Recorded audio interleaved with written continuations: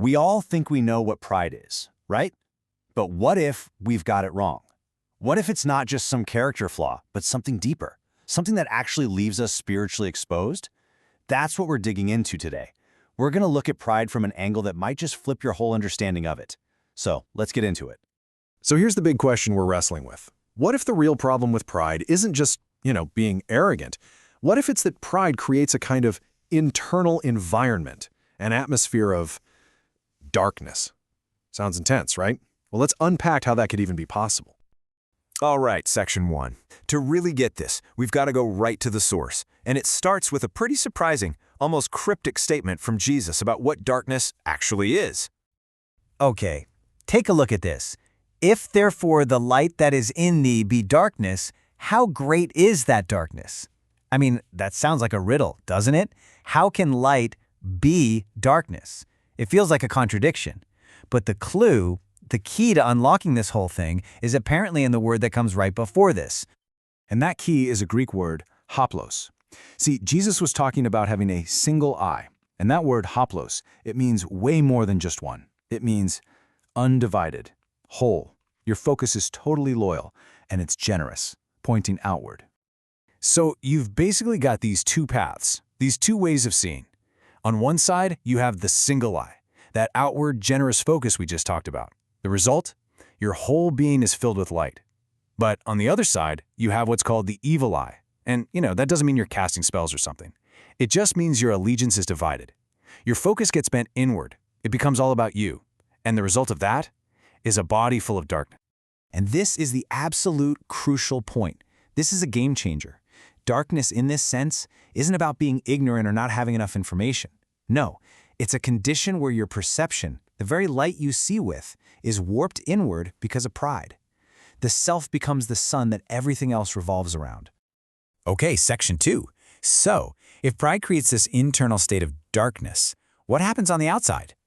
Well, it turns out that turning your focus inward creates a major vulnerability to the outside. This might be where it clicks for a lot of people. The Apostle Paul famously wrote that we're in a spiritual fight, a wrestle, right? And he says we're wrestling against the rulers of the darkness of this world. Now, the thinking here is he's not inventing a new idea of darkness. He's building on the one Jesus already laid out. That darkness is the battlefield. It's the environment where this spiritual conflict takes place. So this kind of lays out the chain reaction. It all starts inside. Step 1, pride bends your vision inward. Step 2, that warped perception becomes this thing called darkness. Step 3, that internal darkness creates an opening, a foothold, a place for something else. And step 4, that's when external spiritual pressure can actually be applied. Now, let's be super clear about that word place or foothold. This is so important.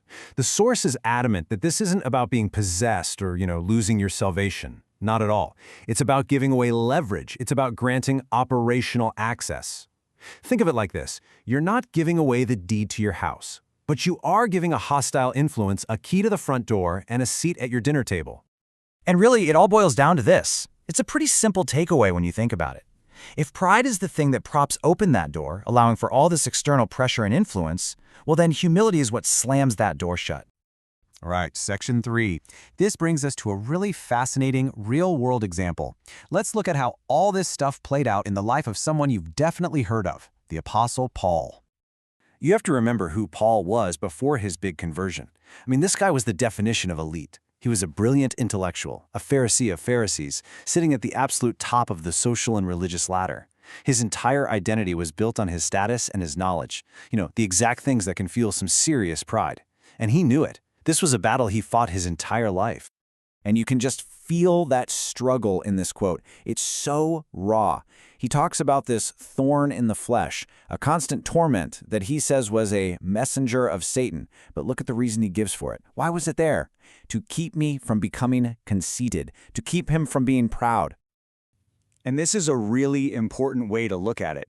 The thorn wasn't God punishing him for some past mistake. It was more like severe protective discipline. It was this painful thing God allowed in his life for one specific reason, to keep him humble, to stop his pride from cracking open that door to darkness all over again. So, our last section here. What on earth did Paul learn from this horrible, agonizing experience? This brings us to a really powerful paradox, and it's kind of the whole point of this discussion. This verse pretty much lays out the spiritual physics of the whole situation.